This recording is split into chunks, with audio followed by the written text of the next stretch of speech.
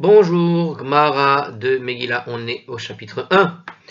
Alors on poursuit notre étude de la page 13a et alors on y va. Alors la Gmara continue donc vraiment ligne par ligne, la Megillah quasiment ligne par ligne.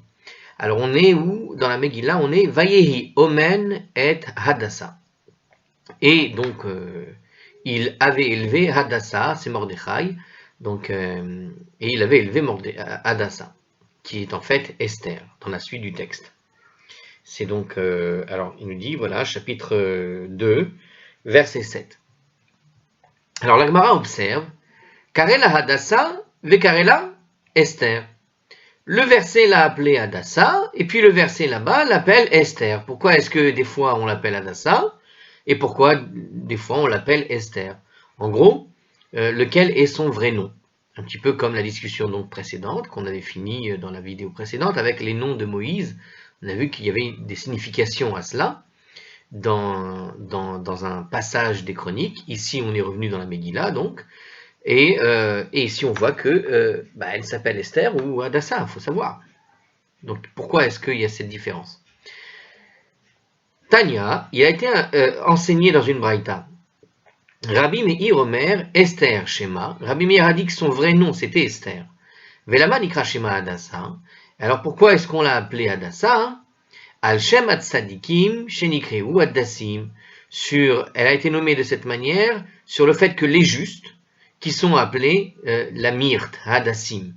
Les justes, nous dit donc Rabbi Meir dans cette braïta, on a l'habitude de les surnommer en quelque sorte les Myrtes.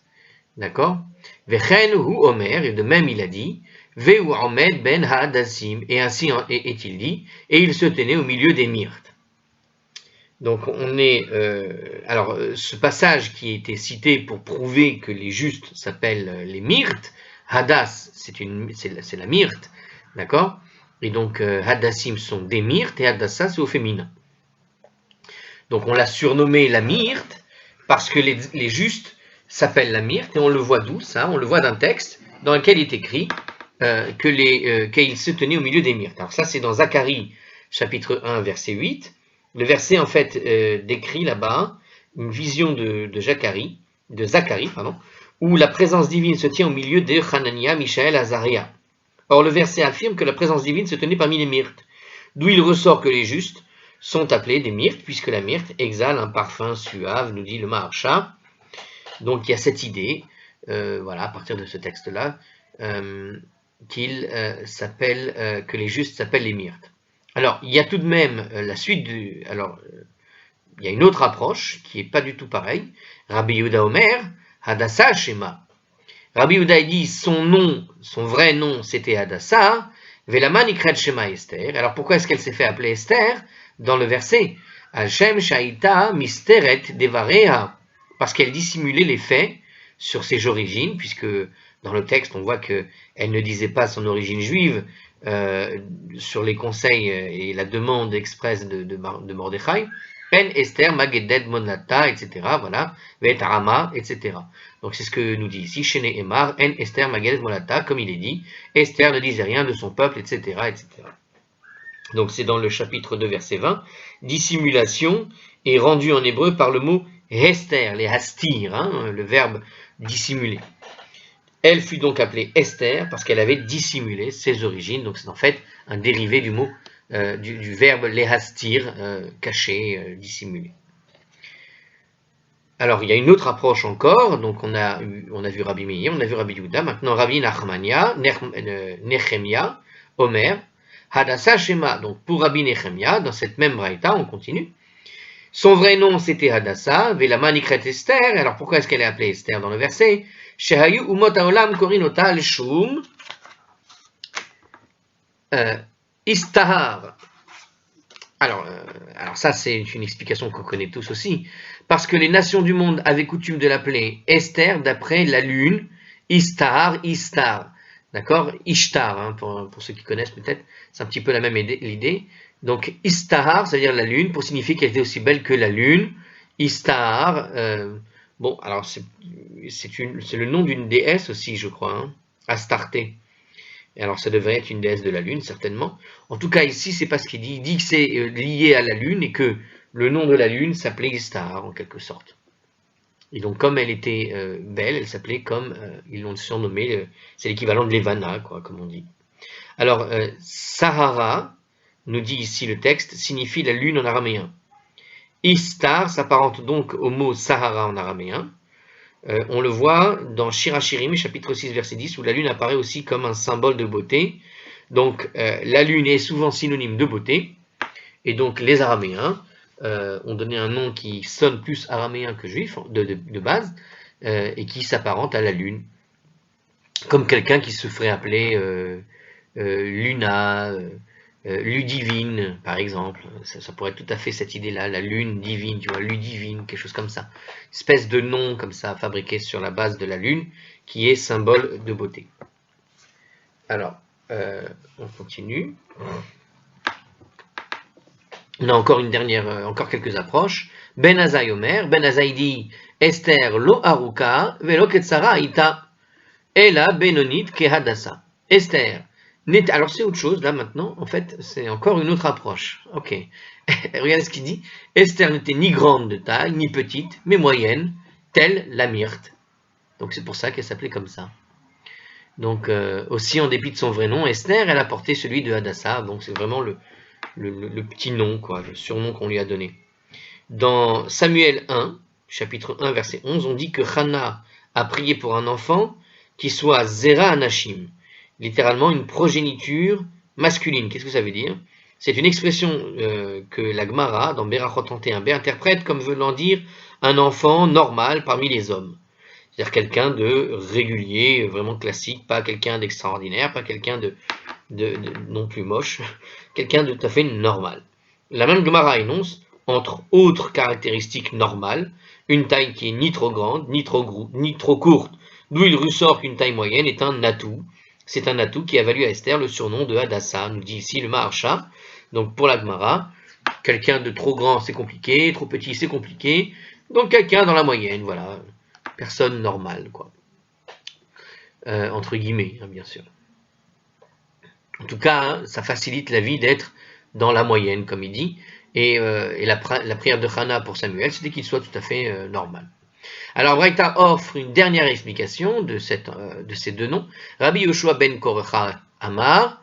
Rabbi Yoshua ben Korcha dit que son vrai nom donc était Esther. Néanmoins, Esther Yerak Roket Haïta Vechut Shel Chesed Mashuch Alea. Esther avait le teint verdâtre, mais elle avait été dotée d'une note de grâce. Ça veut dire que, comme elle avait un teint un peu verdâtre, c'est-à-dire semblable à la couleur de la myrte, nous précise le commentaire ici, donc ça veut dire un teint a priori jaunâtre, nous dit ici le commentaire ici, d'où le surnom de Hadassah. Donc le surnom de Hadassah venait d'un teint un peu particulier, comme ça, mais elle avait été dotée par Dieu d'une grâce particulière aussi. Alors il nous précise d'un fil de bonté, une grâce s'est tirée sur elle, c'est-à-dire dans le texte, ça veut dire un fil de bonté. Un fil de bonté, c'est donc une grâce, voilà. Qui la faisait paraître belle aux yeux des nations et de Achashverosh. Pour le Gaon de Vilna, cité dans le Etz Yosef, Esther était réellement belle. Néanmoins, l'emprise d'Achashverosh lui avait causé un tel chagrin que son teint en avait verdi.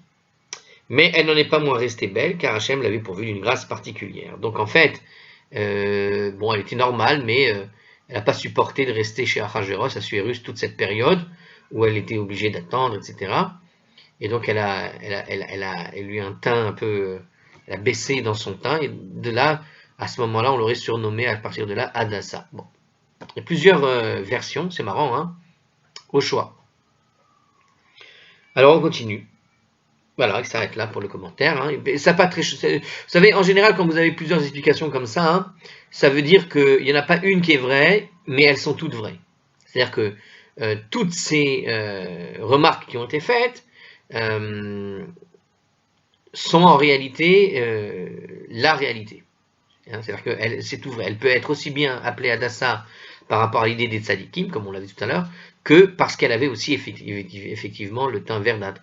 Mais peut-être que parce qu'on l'a appelée sur le nom des tzadikim d'un nom qui témoigne qu'elle est une tzadékette, Hadassah, eh bien peut-être que les gens on finit par y voir comme un teint verdâtre alors qu'elle n'était pas bien un jour, je ne sais quoi, du coup elle a gardé le surnom aussi dans cet état d'esprit. Vous voyez ce que je veux dire? C'est-à-dire que toutes les versions qu'on a données sont complètement vraies potentiellement et elles se font écho l'une à l'autre, mais chacun l'appellera avec la raison qu'il veut.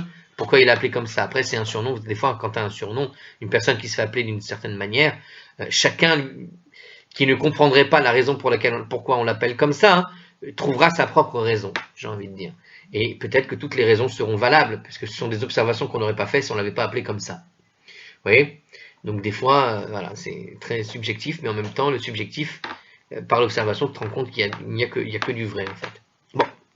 Alors continue, la Gemara continue, la Gemara, oh là là, continue avec un autre verset de la Megillah, qui, alors c'est le même verset, j'ai l'impression, qui en la avaem, car elle n'avait ni père ni mère. Donc ce verset nous dit qu'Esther était orpheline. Mais une question du coup surgit. Uvma avia veima, la Mali. Mais pourquoi est-ce qu'il est nécessaire de répéter au verset suivant, et quand son père et sa mère sont morts? Donc le verset d'après nous dit, et lorsque son père et sa mère étaient morts, alors une minute, on vient te dire qu'elle n'a ni père ni mère, et puis juste après on nous dit, et quand son père et sa mère sont morts. Donc pourquoi est-ce qu'il est nécessaire de le rappeler juste après? Alors la Gemara répond, Rav Acha dit que la Megillah voulait souligner, alors il y a le commentaire de Hartscroll en avance là, la Megillah désire souligner qu'en fait Esther n'a jamais eu de père ni mère. Alors que ça veut dire il n'a jamais eu de père ni mère? Alors il nous dit comme ça, Rav Acha nous dit, Ibarta met avia, lorsque la mère d'Esther l'a conçue, son père est mort. Yeladata metaima, et lorsque la mère d'Esther a accouché d'elle, sa mère Esther est morte. Vous avez compris pourquoi il dit qu'elle n'a jamais eu ni de père ni de mère, au sens où lorsque son père est mort avant qu'elle ne naisse, d'accord, et sa mère est morte au moment de la naissance, voire voilà, au moment de la naissance. Donc elle ne l'a jamais connu ni de près ni de loin. Il est donc, nous dit ici, mort avant même d'avoir pu être appelé père, nous dit Rashi. Donc puisqu'il est mort avant même de voir ce que a donné la conception, j'ai envie de dire, d'accord, il a conçu l'enfant, voilà, mais il est mort avant même de savoir que sa femme était enceinte, par exemple. Donc il ne savait même pas lui-même qu'il allait devenir père, en quelque sorte. Donc il n'a pas eu ce mérite d'être appelé mère, et sa mère, du coup, elle aussi, bon, alors évidemment, elle a accouché, elle savait qu'elle était enceinte, mais vu qu'elle est morte à l'accouchement, elle n'a pas eu le mérite d'avoir été appelée mère par n'importe qui, en fait, du coup. Voilà ce que voulait nous dire le Rashi ici, pour préciser les choses. Alors la Megillah continue, Uvmot avi ima lekacha Mordechai lo levat, et donc comme disait la réflexion précédente, la suite du verset, on continue dans la suite du verset qui reprend le terme qu'on a déjà dit, et quand son père et sa mère sont morts, Mordechai l'a prise pour fille. Tana, Mishum Rabbi Meir, un Tana enseigné au nom de Rabbi Meir. Al tikre levat, et là les baïtes, il y a écrit levat, on pourrait le lire les baïtes. Il n'y a pas le yud, mais on peut le lire les baïtes. Ne lis pas pour fille, mais plutôt pour maison, c'est-à-dire pour femme, car Mordechai a épousé Esther. Alors un commentaire là-dessus, en fait, il nous dit comme ça, il arrive fréquemment que dans la Torah, ou le Talmud, on désigne l'épouse comme étant la maison de son mari. D'accord? C'est la femme qui est la pierre centrale du foyer, en quelque sorte. Donc le foyer, c'est la femme, en quelque sorte. Alors quand il y a écrit ici, alors il continue dans le commentaire, Al tikre, ne lis pas. Ce n'est pas une invite à rectifier le texte de l'écriture, mais plutôt le fait d'un commentaire exégétique qui se fonde sur une similitude d'un mot avec un autre mot. Donc quand on te dit Al tikre comme si, mais lis-le comme ça, quand on te dit ne lis pas comme si, mais lis-le comme ça, c'est pas pour te dire que le texte a eu une erreur, jamais, mais c'est pour t'expliquer une manière de comprendre le texte particulière, une façon de le traduire en quelque sorte. Cette déduction, Rabbi Meir le tire de l'emploi du verbe lekacha, parce qu'il y a écrit là-bas, on a dit dans ce verset, je répète le verset pour que vous compreniez bien, et quand son père et sa mère sont morts, Mordechai l'a prise pour fille. Le verbe lekacha, la prise. Or, quand on prend une femme, concrètement, dans le langage de la Torah, et c'est ce qu'il veut dire ici, ça connote en général un mariage. Prendre pour femme, On ne prend pas pour fille, on ne prend pas une orpheline pour devenir sa fille. On prend quelqu'un pour qu'elle devienne sa femme, dans le langage talmudique et de la Torah. Donc, l'ekacha veut dire, en fait, prendre en général pour une idée de mariage, nous dit dans Kiddushin au tout début, la page 2a. Car pour exprimer l'idée d'une adoption, d'Esther par Mordechai par exemple, il suffisait de dire Haïta le Mordechai levat, elle fut pour Mordechai une fille. Si elle n'avait été qu'une simple fille pour Mordechai, eh bien on aurait compris que c'est lui qui l'avait adoptée. Mais a priori, comme on a rajouté le mot l'ekacha, qu'il l'a prise comme fille, ça veut dire qu'il l'a prise pour devenir sa femme. Cela dit, pourquoi la Megillah se contente-t-elle d'insinuer seulement une union de Mordechai et d'Esther? Pourquoi ne pas le dire clairement? Ne pose la question ici du commentaire. Peut-être parce que la Megillah a été rédigée du vivant d'Achashverosh et que, quelque part, divulguer ce mariage antérieur d'Esther et Mordechai, c'était humilier le souverain et le porter à haïr les Juifs. Il se passe que c'était une manière diplomatique, puisque la Megillah a été rédigée au temps de Mordechai, il valait mieux pas que le roi puisse jeter un œil sur la Megillah, et la Megillah est rédigée avec beaucoup de finesse dans beaucoup d'endroits, on l'a vu, pour éviter que le souverain ne traduise d'une manière négative quelque chose qui pourrait y apparaître. Donc on ne voulait pas trop mettre ça en avant que, entre guillemets, le Mordechai a eu la possibilité d'être avec la femme du roi avant que le roi ne puisse se marier avec elle. C'est un petit peu ça, ce que le roi faisait quelque part. Quelque part, c'est comme si Mordechai lui avait fait le coup, ce genre de choses. Bon, c'était pour éviter que, voilà, c'est vraiment diplomatique ici. Un côté comme ça, c'est Etz Yosef qui le dit, donc, c'était éviter que Assuérus en vienne à haïr les Juifs à cause d'une situation de ce genre. Bon, ok. Alors on poursuit.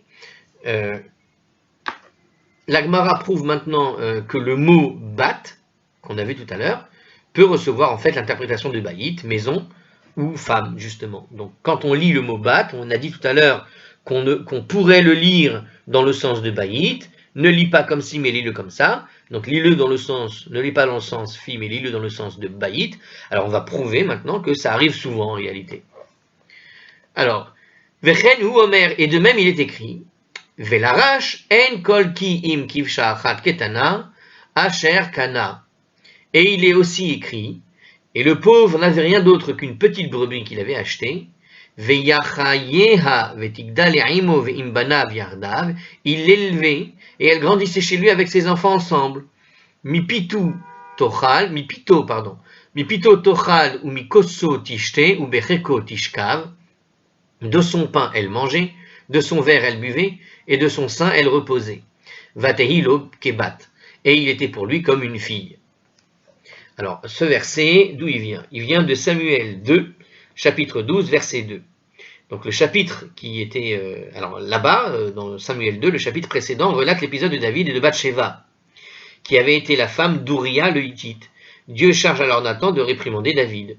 Aussitôt, le prophète expose à David la parabole du riche qui vole le pauvre. Le verset ici, qu'on vient de prendre, est extrait de la parabole et souligne combien le pauvre chérit sa seule possession, la pauvre représentant le pauvre ici c'est Ouria, et la brebis Bathsheba. Vous vous rappelez de cet épisode du roi David qui se retrouvait dans son palais et de loin, de sa fenêtre, il avait vu Bathsheba et Ouri. Et il s'est emparé chez lui, d'après le texte en tout cas, si on paraphrase le texte, il s'est emparé de lui une envie de cette femme. Et alors qu'est-ce qu'il a fait? Bon, il a juste eu une envie en réalité. Maintenant, ce qui s'est passé, c'est que pour honorer le mari, en quelque sorte, il l'a mis en première ligne dans les batailles. Et c'est ça le problème. Ce qui s'est passé, c'est qu'il l'a mis en première ligne, et à force de le mettre en première ligne dans les batailles, d'une certaine manière, il l'a conduit à la mort. C'est-à-dire que le fait de l'avoir mis en ligne dans les batailles, il a chéri l'envie peut-être qu'il puisse mourir dans ces batailles-là, et de ce fait, en mourant, il aurait pu effectivement récupérer en quelque sorte la veuve éplorée. Bon, alors comme il a fait ça, et que ça s'est fait, alors certains ils disent, c'est pas qu'il avait la pensée de le faire, mais on va dire que l'idée lui est passée par l'esprit. Mais rien que lui, en tant que roi David, cette idée lui est passée par l'esprit, même si c'était pas, certains disent que c'était pas concrètement ça, le fait de l'avoir mis en première ligne, son mari, et qu'il en meurt, et qu'ensuite il se marie avec elle, comme pour réparer la faute de l'avoir laissé en première ligne, bon, n'empêche que l'idée lui est passée par l'esprit. Puisque l'idée lui est passée par l'esprit, il devait être puni. Et Dieu lui a envoyé un jugement assez intelligent en envoyant le prophète Nathan lui raconter cette parabole de la chèvre. À savoir que, imaginons qu'un riche a le choix entre des milliers et des milliers de chèvres et il veut organiser un repas. Et au lieu de prendre une de ces chèvres, de ces milliers de chèvres qu'il possède en tant que riche, il va aller prendre la chèvre d'un pauvre. Il prend la chèvre du pauvre. Alors Nathan est allé présenter ce cas de quelqu'un qui aurait fait ceci. Voilà, il y a un homme qui a fait ça, et il le dit dans ces mots qui sont proposés ici. Le pauvre n'avait rien d'autre qu'une seule petite brebis qu'il avait achetée. Il l'a élevée, elle grandissait chez lui et ses enfants ensemble. De son pain, elle mangeait, de son verre, elle buvait, de son sein, elle reposait. Elle était pour lui comme une fille. Alors une chèvre, c'est pas une fille, mais on voit ici qu'elle faisait partie de la maison en quelque sorte dans le texte, pour revenir 2 secondes sur le texte. Mais ce que veut nous dire ici, puisque j'ai raconté l'histoire de David, dans l'histoire de David, la réaction de David, de ce que je m'en rappelle, c'est que il va réagir de manière violente. Comment il a osé faire ça? C'est une injustice profonde, quoi. Tu as des milliers de brebis et tu vas prendre la seule brebis que cet homme possède pour faire organiser un repas. C'est un voleur qu'il soit mis à mort. Donc il était prêt à le mettre à mort. Sauf qu'il n'avait pas compris que celui dont qui il parle, Nathan, c'est de David lui-même, avec l'histoire avec Bathsheba. Il avait le choix dans son royaume de milliers de femmes, et qu'est-ce qu'il est allé faire? Il est allé jeter son dévolu sur qui? Sur une femme, la voisine d'en face, d'un homme qui n'a pas 1000 femmes possibles pour se marier, il n'en a qu'une, et c'est la seule qu'il avait, et c'est ce qui s'est produit. Donc, après, il y a l'histoire de David, il faut aller la lire là-bas, la suite.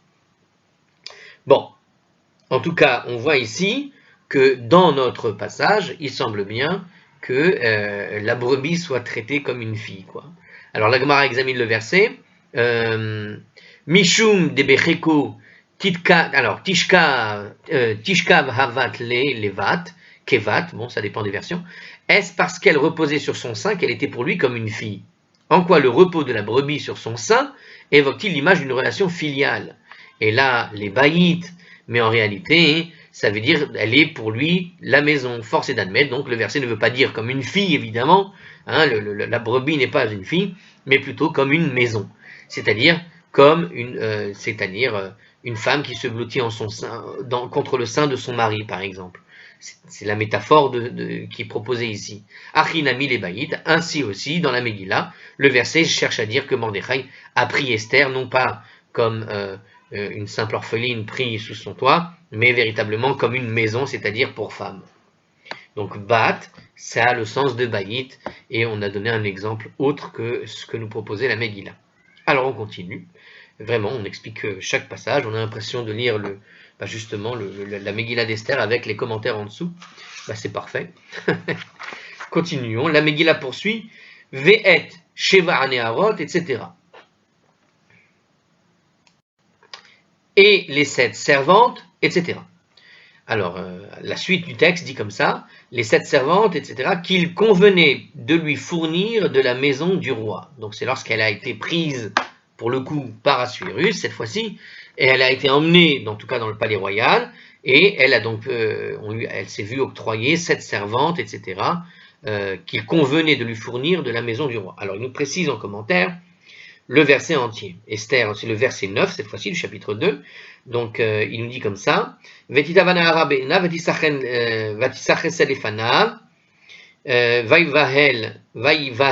et tamruchi avet manotia latetla et sheva nearot haruuyot latetla mibet amelech vaishani avet naotea letov bet anashim. La jeune fille plut à ses yeux. elle trouva grâce devant lui, et il fit diligence pour que ses domestiques, pardon, pour que ses comestiques et ses rations, je recommence, et il lui fit diligence pour que ses cosmétiques et ses rations lui soient donnés, ainsi que les 7 servantes qu'il convenait de lui fournir de la maison du roi. Et il la changea, elle et ses servantes, au meilleur de la maison des femmes. Et il la changea. Je n'ai pas compris le texte en traduction, mais je préfère le texte original, je le comprends mieux, je ne sais pas pourquoi. Donc elle plut,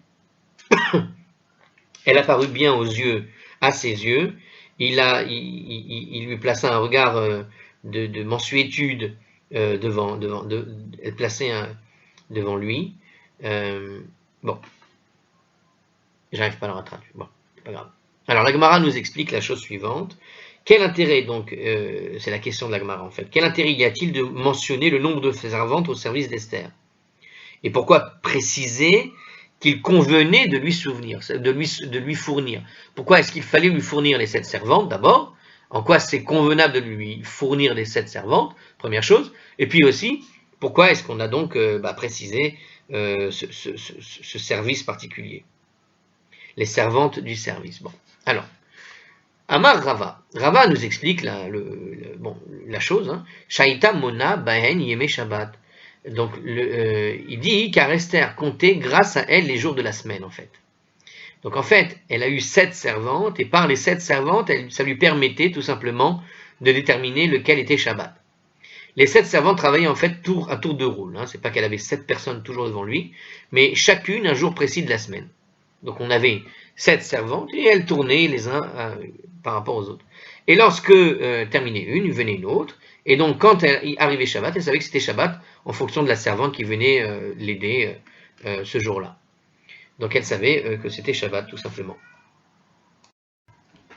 Alors un commentaire sur ce point. Les commentaires s'interrogent en fait de la nécessité d'un stratagème aussi compliqué pour repérer le jour du Shabbat. Le Yaharot des vaches suggère qu'Esther, pleinement conscient de l'adage en vertu duquel l'oisiveté conduit à la déraison, c'est-à-dire au péché, dans Ketubot 59b, s'efforçait en fait de travailler toute la semaine, et quand elle se reposait le Shabbat, elle faisait en sorte de n'éveiller aucun soupçon sur son identité de juive. Pour ce faire, elle employait alors chaque jour de la semaine une servante différente. Celle qui la servait au cours de la semaine ne la voyait pas se reposer le Shabbat, et celle qui la servait le Shabbat croyait sa maîtresse pareillement désœuvrée toute la semaine en fait. Ah, bon, c'est une explication mignonne, hein, mais on sait que les serviteurs parlent entre eux. Il n'y a pas de raison que... Enfin, c'est assez bizarre. Bon, alors on continue. Le verset continue. Ah, c'est tout. Ok, d'accord. Voilà, c'était juste ce... Bon, ok, on a expliqué l'idée de la semaine avec les 7 servantes. Alors, Vaishanea ve'et narotea, etc. Et il l'a changé ainsi que ses servantes, etc. Alors, le verset insinue que Hegai, le gardien des jeunes filles, a accordé en fait Esther et ses servantes une faveur qu'habituellement il n'accordait pas aux autres jeunes filles. La nature de ce traitement de faveur fait l'objet d'une divergence, tout le monde n'est pas d'accord sur ce point. Amarav she'echila me'achal Yehudi.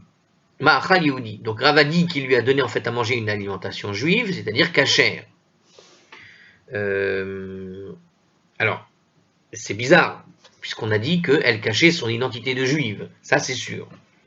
À ce point du récit, nous dit justement le commentaire, Esther cache toujours les origines juives, donc dès lors, comment Rav pourrait-il prétendre que Hegai lui a donné de la nourriture cachère à titre de faveur spéciale? Cela sous-entend qu'elle en a demandé, donc, que Hegai la savait juive. Donc elle en a demandé, et donc Hegai savait qu'elle était juive.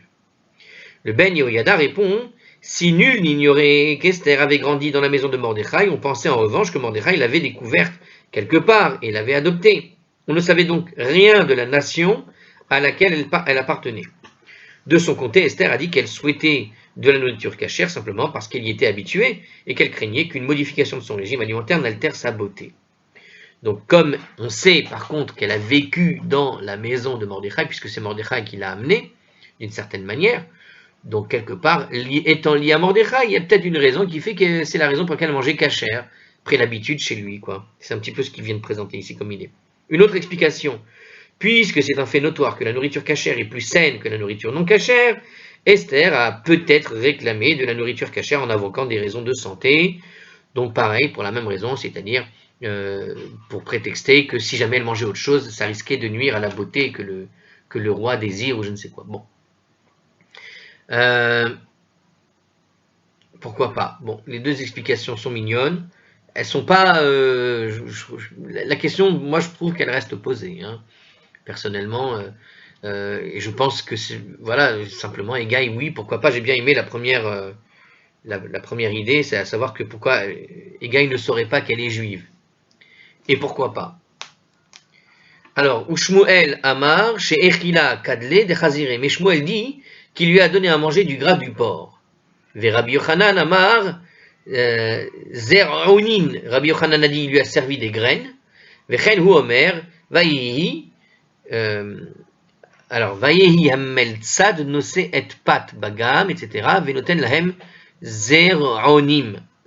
Et ainsi est-il écrit, ainsi est-il dit donc, à propos de Daniel, Hanania, Mishaël et Azaria, et l'intendant emporta leur nourriture, etc., et leur donna des graines. Alors, quel rapport avec le texte ici Relisons le texte.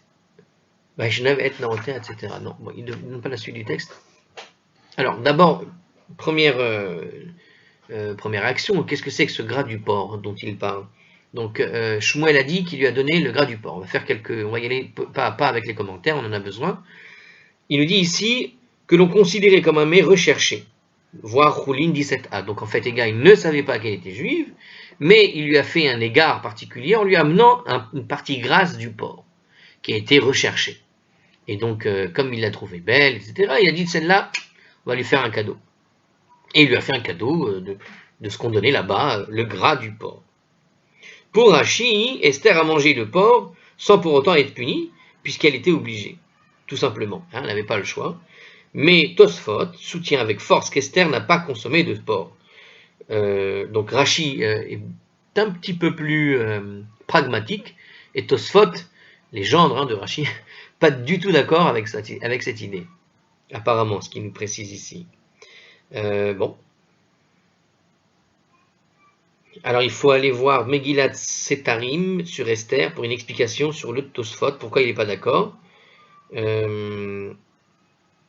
On peut dire qu'il n'est pas d'accord juste à la majorité des rabbanim qui s'expriment. Dans la majorité des gens qui s'expriment ici, on voit que un, il pense qu'il lui a donné une alimentation juive, l'autre, il dit qu'il lui a donné des graines, donc il y a une majorité par rapport à celui du porc, donc il n'y a qu'une seule opinion qui a parlé du porc, donc peut-être que Tosfot dit qu'il n'est pas d'accord avec Rashi tout simplement parce qu'ici, la majorité des rabbanim qui se sont exprimés témoignent, on va dire, d'une alimentation en tout cas raisonnablement cachère.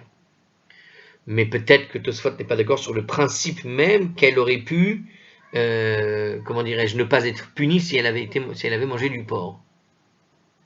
Bon. En tout cas, Rashi dit tout simplement, il ne dit pas qu'elle a mangé le porc, enfin si, il le dit, mais elle dit juste que si c'est cette opinion qui est retenue, puisqu'il y a trois opinions après tout, pourquoi Rashi objecterait à ce qu'a dit Rav ou à ce qu'a dit aussi Rabbi Yochanan, puisque l'un il dit qu'elle a reçu une alimentation cachère et l'autre dit qu'elle a reçu des graines. Donc pourquoi est-ce qu'il irait systématiquement vers l'opinion de Shmuel qui a dit qu'elle a mangé du gras du porc? Mais peut-être que, puisque cette opinion est proposée, il dit si Shmuel te dit qu'il lui a donné du gras du porc, Rashi a simplement voulu expliquer, si c'est ça qu'elle a reçu, elle l'a mangé. Voilà. Quelle que soit l'opinion que tu choisis, si Shmuel te dit qu'à un moment donné, il lui a peut-être donné le gras du porc, et qu'elle n'avait que ça à manger, alors il fallait qu'elle le mange et c'est tout. C'est aussi une manière de Rashi de dire que à situation exceptionnelle, voilà, on est obligé de faire face de manière exceptionnelle aussi, puisqu'elle était obligée. Et on peut penser qu'elle est obligée, je vais vous dire pourquoi, la pensée de Rashi. On voit à plusieurs reprises dans la Megillah que Esther n'a pas envie d'être reine. On voit à plusieurs reprises d'ailleurs que quelque part, Assuérus a probablement fait des choses avec Esther dans une situation où elle-même n'était pas consentante. Donc, elle est dans une situation où elle est obligée de dire oui à ce qu'on lui apporte sous peine de mort, quelque part. Et donc, Rachi ne fait que confirmer cette situation par l'affirmation qu'elle a mangé du porc, et peut-être c'est l'idée de Shmuel, elle ne fait que confirmer une situation, comment dirais-je, de détresse en réalité, et non pas simplement l'idée que tout se passe bien jusqu'au moment où elle déclare qu'elle est juive, quoi. Non, elle est dans une situation compliquée, délicate, qui l'oblige à faire des choses qu'elle ne veut pas. Et c'est une manière d'introduire ici, de la part de Shmuel, la suite du texte, dans laquelle tu vas apprendre qu'effectivement, elle ne veut pas, mais elle est bien obligée. Donc c'est ça. J'aime bien en tout cas l'explication de Rashi. Pour le coup, je ne suis pas d'accord avec Tosfot sur son désaccord. Alors ensuite, on a proposé aussi l'idée qu'elle mangeait éventuellement des graines. Alors les héroïmes, ce sont des graines comestibles comme les petits pois, les haricots, etc. Bon, alors là, j'aime bien ce commentaire, il est amusant. C'est les zraïm, tout simplement. Hein. Ok. Alors, on a cité un texte qui venait d'où alors, ce texte, il vient de Daniel, chapitre 1, verset 16, donc on répète. Et ainsi est-il dit. Et l'intendant emporta leur nourriture et leur donna des graines. Hein. Donc, les 4 jeunes hommes étaient juifs et ils étaient préparés en vue d'assurer le service du palais du roi Nabuchodonosor. Le roi les avait confiés à un intendant chargé de les nourrir directement des cuisines royales. Les jeunes hommes ont toutefois refusé toute nourriture qui n'était pas cachère, sans rien demander d'autre que des graines. Ils n'en ont pas moins gardé une bonne santé et ont affiché une meilleure mine que les autres garçons qui consommaient la nourriture royale, nous dit-il ici, versets 12 et 15. C'est là-bas dans le texte de Daniel. Donc ceux qui sont végétariens, ne vous inquiétez pas, vous irez bien.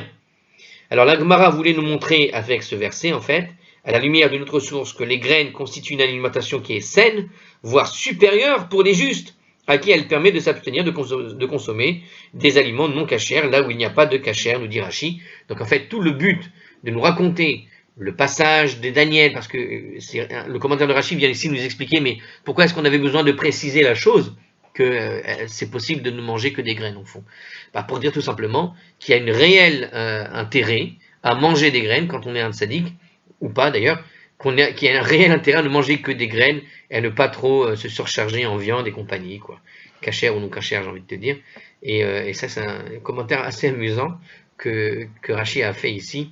Une idée que peut-être à l'époque on se disait si tu ne manges que des graines, qu'est-ce qui risque de t'arriver? Finalement tu vas très bien, et encore plus quand tu le fais pour le mitzvah de ne pas manger du non cachère. Donc voilà. Alors ça rejoint le commentaire qu'on a vu précédemment sur les servantes, qui te disait que quelque part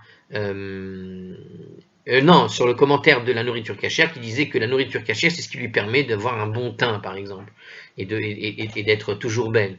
Puisque ici, on confirme que l'apport des graines, à travers le texte de Daniel, est quelque chose, dans le texte de la suite du livre de Daniel, est quelque chose qui leur apparemment donnait quelque chose de bon et qui les maintenait en forme, en fait, plus que ceux qui mangeaient normalement. Alors on continue. Autre soin corporel que recevaient les jeunes prétendantes à la couronne, la Megillah nous a évoqué Shisha Chodashim Shemen Amor, 6 mois avec l'huile de myrrhe. Qu'est-ce que c'est que l'huile de myrrhe? Est-ce qu'il va nous expliquer ça? Non, il nous donne juste la référence, chapitre 2, verset 12. Alors il nous dit comme ça, la Gemara pose la... alors écoutez, voilà la question de la Gemara. Maï Shemen Amor, j'ai dû la lire sans faire exprès, c'est pour ça. Qu'est-ce que l'huile de myrrhe? Il y a une divergence sur ce problème. Rabbi Chia bar Abba Amar, comment il dit? Stakt. Comment il traduit? Attendez, j'arrive pas à lire le nom. Rabbi, c'est le nom en fait. Alors je répète, Rabbi Chia bar Abba Amar. Alors écoutez bien, stakt. Ça se lit vraiment comme ça, stakt. Stakté, peut-être stakté. Bon. Stacté. Étrange mot. Alors ça veut dire le baume. Ok. Alors Rabbi Chia bar Abba a dit c'était du baume. Rav Huna Amar Shemen Zayit, Shelo Hevi Shelish. Rav Huna a dit c'est l'huile de myrrhe est une huile faite d'olives qui n'ont pas atteint le tiers de leur croissance. Ce qu'on appelle donc, c'est une espèce d'huile essentielle, quoi. C'est une huile qui est donc en fait, nous dit ici le baume. Alors quand il parle du baume, stacté, il nous explique ici, c'est en fait une huile parfumée qui laisse suinter l'arbre de myrrhe. Donc c'est vraiment le produit, le myrrhe. Donc c'est un commentaire qui est attribué à Rashi là-dessus, dans Menachot 86a, ainsi que le Harour. C'est comme ça qu'ils expliquent cette idée de baume, une huile à base de myrrhe. Ok. Et sinon, d'autres disent c'est tout simplement une huile faite d'olives qui n'ont pas atteint le tiers. Et donc le myrrhe, ce serait l'huile d'olive faite à base d'une olive qui n'a pas atteint le tiers de maturité, des olives très jeunes, mais pour lesquelles tu arrives à tirer quand même une certaine huile. Et ça, c'est bon apparemment pour le teint ou je ne sais quoi. On explique pourquoi elle avait l'air verte. Si elle mettait ça tous les jours pendant 6 mois, ça explique. Alors, la Gemara cite une braïta qui traite de cette espèce d'huile. Tanya, il a été enseigné donc dans une braïta, Rabbi Yehuda Omer, An pakinon shemen zaïd shelo hevi shelish. Rabbi Yehuda nous dit, c'est ce qu'on appelle l'anpakinon, c'est une huile d'olive qui n'ont pas atteint le tiers, donc ce qu'on vient de décrire, mais ça s'appelle en fait l'anpakinon. L'anpakinon. On a des noms assez amusants. Alors, la Mishnah de Menachot 85b affirme que l'anpakinon ne peut être utilisé pour l'offrande de mincha. L'anpakinon n'est pas défini dans cette Mishnah, mais dans cette braïta explicative. C'est-à-dire que la Mishnah ne dit pas que c'est l'anpakinon qui est interdit, elle est expliquée à partir de la braïta. Bon, en gros, on parle d'une huile qui n'est pas en réalité de la vraie huile d'olive. Voilà, si on peut dire. L'huile pour les sacrifices, on utilise une huile d'olive bien vraie, fraîche, de pure vierge, je ne sais quoi. Mais là, on utilise une sorte d'huile à base d'olive, oui, mais ce n'est pas ce qu'on appelle l'huile d'olive. Et c'est pour ça que c'est un autre nom. Et donc, c'est une huile qui est plus destinée, on pourrait dire, pour des critères de beauté. Donc, on ne va pas utiliser une huile qui ne se consomme pas, en quelque sorte, pour les sacrifices. Mais bon, au-delà de ça, apparemment, ce serait cette espèce de chose-là, l'anpakinon. Alors, il nous dit comme ça, Velama sachinoto. Et pourquoi est-ce que les gens se mettent cette huile particulière? Donc, c'est peut-être l'anpakinon ou le stact. Donc, soit l'huile de myrrhe, soit l'anpakinon à base d'olive. D'accord? Donc, l'un ou l'autre. Bon, là, il nous envoie... alors, j'aime bien les commentaires qui nous disent d'aller voir un commentaire quelque part ailleurs. Alors, je répète la question, pourquoi est-ce que les gens mettent ça? Chez Mashir et Assei, Atessear, ou Maraden et Tabassar, parce qu'elle épile et rend la peau brillante. En fait, voilà, c'est ce qu'on appelle, comment ça s'appelle ça, elle épile, il dit. C'est marrant, c'est parce qu'il y a écrit chez Mashir et Assear. Mashir, ça voudrait dire épiler, mais pourtant, Mashir, ça pourrait très bien vouloir dire Sear, c'est les cheveux. Donc ça pourrait être, vous savez, un petit peu les huiles qu'ils ont à Hawaï, comme ça, les huiles qui rendent les cheveux très particuliers, très lisses, etc. Une espèce d'après-shampoing, quoi. Bon. Et il rend la peau brillante. Ça, à ce moment-là, c'est l'huile de... Ouais, on voit le genre de produit de beauté. Alors, la Megillah décrit la procédure imposée pour chaque jeune fille dont c'était le tour de se rendre auprès du roi. Alors, Baerev, Hiba'a, Uvavoker, Hishava. Le soir, elle y venait, et le lendemain matin, elle retournait. Alors, elle retournait où? À la seconde demeure des femmes, sous la garde de Shashgaz, eunuque du roi, gardien des concubines. Elle n'allait plus chez le roi, à moins que le roi ne la désire et qu'elle ne soit nommément appelée. Donc, c'est la suite du texte qui nous a été proposé par Scroll. Là, on n'avait mis que le début du verset. Et on a tout un passage, là, en fait, qui est le verset 14 du chapitre 2. Alors, la Gemara pose la question quand même sur ce passage. Amar Rabbi Yochanan, Migenuto shel Otoracha. Rabbi Yochanan a dit de la conduite infâme de cet impie Achashverosh, qui a cohabité avec tant de femmes pour les répudier ensuite, en quelque sorte. Parce que ce que nous dit le texte, en gros, chaque femme venait et elle retournait ensuite chez eux. Donc il venait, il couchait avec elle, et puis il les chassait après, avec des cadeaux peut-être, mais en gros, il a fait son tour de toutes les femmes du pays, quoi, si on peut dire.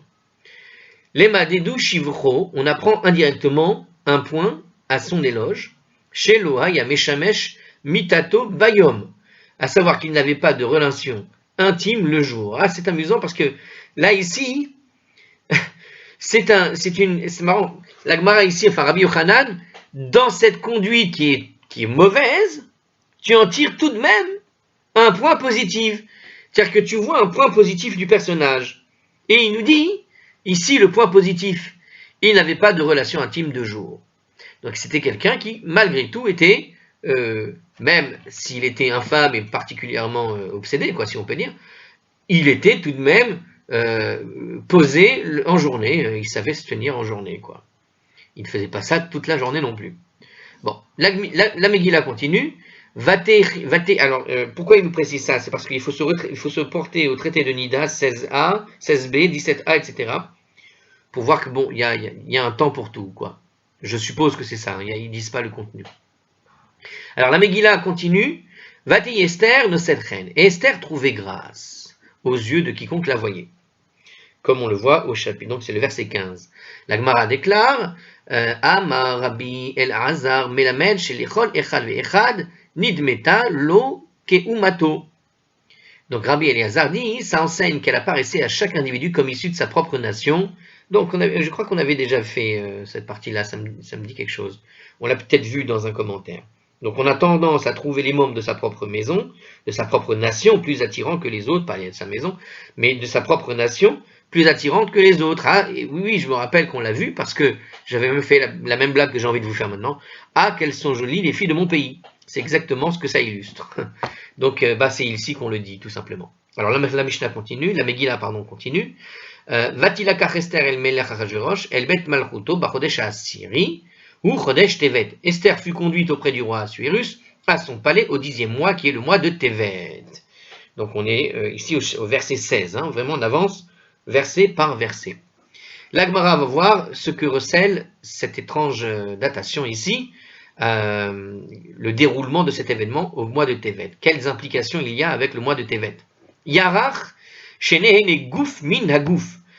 Il nous dit ici, le mois de Tevet, en fait, s'inscrit dans une saison froide de l'hiver, et ça représente un mois où le corps jouit mieux d'un autre corps, en raison de la chaleur qui en émane. Du coup, Assuérus était plus enclin à désirer Esther en un mois pareil, nous dit-il. Donc en fait, le fait qu'il ait trouvé grâce à ses yeux, en particulier au mois de Tevet, c'est que c'était un mois froid, et puisqu'il avait froid, on a plus envie d'être proche de quelqu'un qui nous réchauffe qu'un autre mois, et donc Esther a bénéficié en quelque sorte de cette, dans le choix de Assuérus, de cette, on va dire, de la météo, si je puis dire. C'est vraiment ce que nous dit ici le commentaire. Donc il nous précise Rashi, ainsi Dieu a fait coïncider le jour d'Esther avec le mois de Tevet, afin de la faire élire reine et de la mettre en mesure de sauver les Juifs. C'est ce que voulait dire Rashi, c'est-à-dire que quelque part, c'est Dieu qui a fait en sorte, parce que tout est question de Hashgacha Pratit, une notion qu'on va voir beaucoup certainement, et qui fait que quelque part, tout s'est déroulé pour que ça arrive précisément à ce moment-là. Dieu a fait en sorte que les choses arrivent pile à ce moment-là, pour qu'elle puisse être la reine, pour qu'elle puisse sauver les Juifs. La Megillah continue. Vayeya vamelech et Esther, mikol an-nashim, vatisachen vachesed lefanav, mikol habetulot. Et le roi aima Esther, plus que toutes les autres femmes, et elle trouva grâce et faveur à ses yeux, plus que les autres vierges de son royaume. Pourquoi est-ce que le verset mentionne en fait à la fois les femmes et les vierges? Ça, c'est un commentaire qu'on a dit tout à l'heure. Je vous l'ai dit de mémoire, et là, on va le voir tout de suite. Donc, c'est au verset 17. Rav Amar, Rav dit, Bikesh lit'am ta'am betula ta'am be'olam ta'am. Désire-t-il Achashverosh éprouver la sensation que procure une relation avec une vierge, qu'il l'éprouvait en la personne d'Esther? Désire-t-il éprouver la sensation que procure une relation avec une non-vierge, qu'il l'éprouvait? Alors, qu'est-ce qu'il veut nous dire, en fait? En gros, si elle était vierge ou si elle n'était pas vierge, ça ne posait pas de problème à Assuérus. Quand il avait envie de trouver cette sensation avec une vierge, pour parler cru, c'est ce que nous dit ici le texte, il trouvait à ce moment-là la personne qui lui permettait d'éprouver cette sensation, et lorsqu'il voulait une relation avec une femme qui ne l'était pas vierge, eh bien, il l'éprouvait en cherchant une femme qui n'était pas vierge, tout simplement. Voilà, il se mettait au choix, quoi. Regardez le commentaire, littéralement, si on lit le texte littéralement, il dit comme ça, désire-t-il goûter à une vierge, il y goûtait, une non-vierge, il y goûtait. Donc c'est pour dire qu'il n'a pas de il n'a pas de préférence particulière, il est, voilà, selon son choix. On parle de quelqu'un qui est vicieux, tu vois. Il faisait, voilà, quand il voulait une vierge, il en trouvait une. Quand il voulait une fille qui n'était pas vierge, il trouvait une fille qui n'était pas vierge. Bon, alors c'est pas ce que j'avais dit moi, mais en même temps, une femme qui n'est pas vierge, on peut supposer qu'elle avait été mariée. Moi, j'avais dit à un moment donné, si vous vous rappelez, je pensais que ça allait parler de ça, que justement, il avait tendance à prendre aussi des femmes qui sont belles et pas forcément des femmes qui étaient, comment dirais-je, non mariées. Il pouvait éventuellement prendre des femmes mariées, mais on avait vu dans un commentaire qu'il évitait cette chose-là pour éviter de froisser la population, parce que son pouvoir était encore un peu tendancieux, un peu difficile à... Donc il évitait en tout cas ce genre de choses-là, a priori, on avait vu ça aussi. Bon, alors au fil du récit, la Megillah relate maintenant qu'ayant choisi Esther pour reine, qu'est-ce que dit la Megillah? Vayaras Amelech Mishte Gadol, et le roi fit alors un grand festin. Dans le verset 18, c'est la suite. La Gemara voit dans cela, en fait, comme dans les autres faits qui sont narrés dans les versets, une tentative de la part d'Assuérus d'amener Esther à révéler ses origines. Donc, pour la Gemara, et on va le voir tout de suite, on va essayer, en quelque sorte, de faire boire Esther pour que sorte la vérité. Mordechai avait cependant recommandé à Esther de ne pas dévoiler son identité juive, dans Esther, le verset 10, un peu plus tôt. Alors, il voulait savoir quand même d'où elle venait. Avad Mishtaya Velo Galia Le. Il avait fait un festin en son honneur et elle ne lui a tout de même pas révélé les origines. Dale Karga Velo Galia Le. Il a fait une remise de taxes en son honneur et elle ne lui a pas révélé les origines. C'est-à-dire que toutes les choses qui sont citées à un moment donné dans la Megillah ici, à savoir l'histoire sur les taxes, le festin, etc., c'est en fait des moyens de soudoyer Esther pour essayer de savoir la vérité. Shadar, Pardishne Velo Galiale, il a envoyé des présents à des hauts dignitaires en son nom à elle, et elle ne lui a toujours pas révélé qui elle était, ses origines, etc. Donc tous les stratagèmes sont énumérés dans le verset que voici. Donc on va le redire. Vayaras Amelech Mishte Gadol, et Mishte Esther, Va'anachan Amedinot, Asa Vaiten Mas'et Keyad Amelech. Donc on répète. Et le roi fit un grand festin, le festin d'Esther, il accorda une amnistie aux provinces et il fit des présents dignes du roi. Donc tout ça, en fait, ce sont des moyens de la soudoyer pour essayer de voir, d'essayer de trouver qui elle est, de son origine particulière qu'elle ne veut pas dire. Comme le verset déclare d'emblée que le roi organise un grand festin à la suite du couronnement de la reine, il apparaît superflu de le qualifier de banquet d'Esther, nous dit ici le Maharsha. Il en ressort que le monarque lui a dédié ce banquet pour l'inciter à dévoiler ses origines. En fait, ils ont dit voilà, c'est le... Je vous explique avec d'autres mots ce que voulait dire le Maharsha. En gros, comment il s'est organisé? Déjà, il y a une redondance, puisqu'on a fait un festin pour la reine. Bon, ça c'est normal. Mais on a précisé, c'est un festin spécial pour Esther maintenant. Ah, attention, hein. Esther, c'est pour toi que je fais ça, hein. Il doit bien y avoir un peuple qui est content que je fasse ce festin rien que pour toi. Donc on voudrait savoir, tu vois, c'est un moyen de pression pour savoir mais d'où elle vient. Comme ça, les gens savent que je le fais pour Esther, peut-être que l'indice va sortir de la bouche de quelqu'un, vous voyez. C'est ça l'idée. Uvikabetz Betulot. Alors il continue la Megillah, et on va finir avec ce dernier passage à analyser, a priori. Uvikabetz Betulot Shenit, etc. Et lorsque les jeunes filles furent rassemblées une seconde fois, etc., dans Esther, verset 19, juste après. Pourquoi? Puisque Assuérus avait déjà nommé Esther la reine, pourquoi est-ce qu'il y a eu un deuxième rassemblement de jeunes filles? Et la Gemara va nous expliquer comme ça. Azel Shakal et Aetzam mi Mordechai. Assuérus est allé prendre un conseil auprès de Mordechai. Dans l'intégralité, il y a écrit du verset, je vous le donne en français directement. Et lorsque les jeunes filles furent rassemblées une seconde fois, et Mordechai était assis à la porte du roi. Donc Mordechai était là pendant ce rassemblement de jeunes filles. Pourquoi ces deux propositions sont-elles juste à poser? Pourquoi est-ce qu'on a Mordechai à la porte du roi et le deuxième rassemblement de jeunes filles? La Gemara en déduit que le second recrutement des jeunes filles était dû à un conseil de Mardoché que le monarque avait consulté. Alors il nous dit pourquoi maintenant. Achaz Verosh, Azel Shakal Eretzam Mordechai. Assuérus est allé prendre un conseil auprès de Mordechai. Dans la manière de Esther, comment faire pour qu'elle nous dise ses origines. Amar En Isha Mitkanea Ela Beyerech Chaverta. Mordechai a dit à Assuérus, une femme n'est jalouse que d'une liaison avec une autre femme. Donc quand tu veux me rendre jaloux une femme, il faut aller avec une autre femme. En général, ça les rend complètement jaloux, littéralement, que la cuisse de sa prochaine, nous dit le texte. C'est-à-dire que dans le texte un peu plus cru, elles ne sont jalouses que de la cuisse d'une autre, entre guillemets. Bref. Donc, en rassemblant à nouveau les jeunes filles, tu rendras Esther jalouse quelque part et ça va forcer à révéler les origines. C'était ça l'idée. En fait, c'est Mordechai qui a recommandé à Esther de ne pas dévoiler les origines à Assuérus. Alors pourquoi est-ce qu'il aurait indiqué au monarque le moyen de lui arracher ces informations? Le Maharsha estime que Mordechai espérait en fait qu'au cours du second recrutement, Assuérus trouve une femme qui lui plaise davantage qu'Esther. Alors c'est pas dit ici, j'aurais pourtant juré que c'était ici. Donc en fait, ce commentaire qui est très connu en fait, c'est que le Maharsha nous explique que il a eu une idée, Mardoché, en faisant un deuxième rassemblement de femmes. Peut-être qu'il aurait préféré une autre, puisque celle-là l'ennuie un peu, elle ne veut pas révéler ses origines, gna gna gna. Bon, alors avec une autre, quelque part secrètement, Mordechai espérait qu'il prenne une autre, puisqu'il faut se rappeler que tout ce temps-là, Mardoché était toujours le mari de Esther en réalité. Ve'afilu achi lo galia le.